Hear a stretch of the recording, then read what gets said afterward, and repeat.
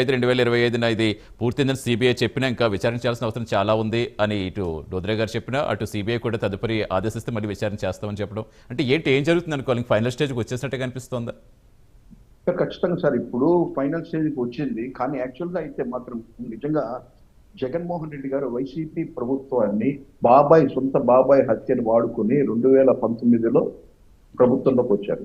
కనీసం బాబాయ్ మీద ఏమాత్రం కృతజ్ఞత, ఒక బాబాయ్ సొంత తండ్రికి తమ్ముడైనటువంటి చిన్నాన్ని అప్పట్లో సిబిఐ కేసు మీద ఆయన ఏదన్నా కొద్దిగా సీరియస్ తీసుకునేసి, ఎందుకంటే ప్రభుత్వంలో వాళ్ళు ఉన్నారు, సీరియస్ గా తీసుకునేసి దాన్ని ఏదన్నా ఎప్పుడు కబ్జేస్తున్నాయి. ఎందుకంటే చెల్లెలు చాలా సార్లు సునీతారెడ్డి గారు కూడా జగన్మోహన్ రెడ్డి గారు కలిసి ఈ కేసును కొద్దిగా ఎవరెవరంటే ప్రతి ఒక్కటి ఎవరెవరికి ఏం జరిగిందన్న విషయము ప్రతి ఒక్కటి తెలుసు. ఆ రోజు ఫస్ట్ రివీల్ చేసింది ఏంటంటే నారాసుర రక్ష చరిత్ర అనేసరి అది ఫస్ట్ రివీల్ చేశారు. దాని తర్వాత ఏం చేశారు, హార్ట్ అటాక్ అన్నారు. దాని తర్వాత మళ్ళీ గొడ్డల పోటు అనేసి అన్నారు, నారాసుర గొడ్డల పోటు, ఇలాంటివన్నీ లేనిపోని మాటలు ఎదుటోళ్ళ మీద దుమ్మెత్తిపోయడమే తప్పితే ఆ రోజు ఎవరెవరు ఏం చేశారో ఫస్ట్ ఇన్ఫర్మేషన్ వెళ్ళిందే జగన్మోహన్ రెడ్డి గారికి. దీంట్లో ఎలకున్నది ఎవరు నడిపించింది ప్రతి ఒక్కరికి తెలుసు. మనం దాదాపు ఆయన ఒక మినిస్ట్రీ చేశారు, ఎక్స్ సీఎం కి సొంత తమ్ముడు, స్వయం తమ్ముడు, అదే విధంగా ఇంకొక సీఎం కి బాబాయ్.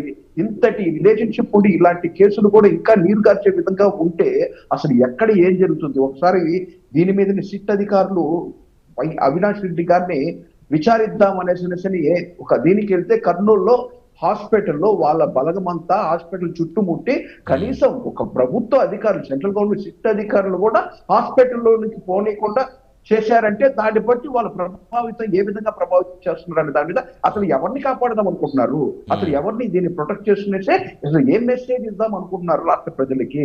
అలాంటి ఒక ఉన్నత మంచి పదవులు ఎమ్మెల్సీ చేశారు, మినిస్టర్ చేశారు, ఇలాంటి వ్యక్తులకే సరైన న్యాయం జస్టిస్ జరగకపోతే సామాన్యుడి పరిస్థితి ఎలా ఉంటుంది?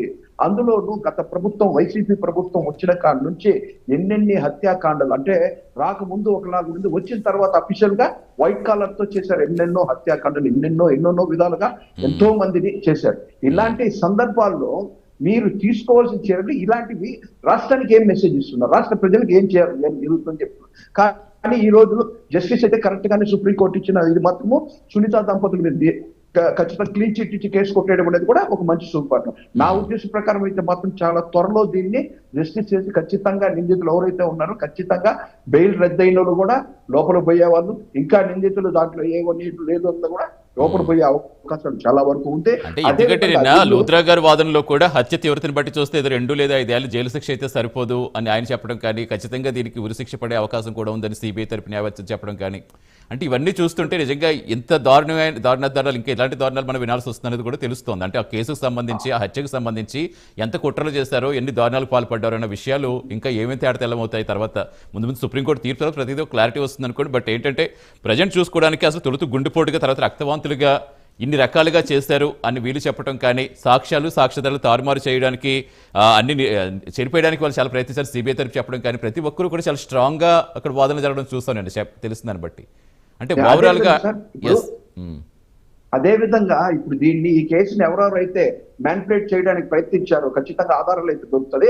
వాళ్ళకు కూడా ఎవరైతే హత్య చేశారో మ్యానిపులేట్ చేసేదానికి చేసిన వాళ్ళకు కూడా తగిన కఠిన శిక్షలు అయితే పడాలి. ఎందుకంటే శిక్షలు కఠినంగా ఉంటే గానీ ఆలోచనలు ఇలాంటి దుర్మార్గపు ఆలోచన రాదు. మన రాజకీయ వైరం కోసం ఒక మనిషినే తప్పించాలని ఆలోచన వచ్చిందంటే దాన్ని బట్టి ఎంత దారుణంగా ఇందులో దీనికి ఏంటంటే ఈ రామ్ గోపాల్ వర్మ ఇలాంటి వాళ్ళు కొంతమంది మ్యానిపులేట్ చేయడానికి ఎలా చేసి కంటికి కట్టినట్టు సినిమా చూపించే విధంగా కొన్ని సినిమాలు కూడా తీశారు. ఇలాంటి అసలు ఇలాంటి సినిమా సరే మీరు సినిమా తీసిన ఆధారం ప్రకారం అదొకటి, ఇంకొక సినిమా కూడా తీశారు. నేను ఒక 2-3 సినిమాలు దీనికి సంబంధించే సినిమాలు చూశాను. అంటే దాంట్లో ఒక్కొక్క లాగా ఉంది. అంటే వీళ్ళు సినిమా రూపంలో కూడా ప్రజలకు ఏం చూపిద్దాం అనుకుంటున్నారో అర్థం కావట్లేదు. ఇలాంటి వాటి మీద మాత్రం ఖచ్చితంగా చట్టాలు ఇన్ని సంవత్సరాలు లాగడం అనేది కూడా చట్టాల మీద ఉన్న నమ్మకాలు కూడా చాలా వరకు పోయేస్తాయి. కానీ ఒక్కొక్కసారి ఇలాంటివి కేసులు ఇది తప్పుడు కేసులను కొట్టేసేటప్పుడు చట్టాల మీద చాలా నమ్మకం కూడా కొంతమందికి వచ్చే అవకాశం ఉంది. కానీ నేనైతే మాత్రం ఒకటే చెప్తున్నాను, చట్టాలకి నేను పార్టీకి సంబంధించి నేను ఒక పార్టీ రిలేటెడ్ కాకుండా కూడా నేను అడిగేది ఏంటంటే చట్టాలు న్యాయాలు చాలా కఠినంగా ఉంటే కానీ తప్పుడు ఆలోచనలు చేసే వాళ్ళకి ఖచ్చితంగా ఆలోచన కూడా రాకుండా మార్పు వచ్చే పరిస్థితి అయితే ఉంటది. ఎందుకంటే ఇప్పుడు ఈజీగా ఈ రోజు ఇంకోటి చెప్పాలంటే కాకాని గోవర్ధన్ రెడ్డి బెయిల్ మీద వచ్చేసాడు.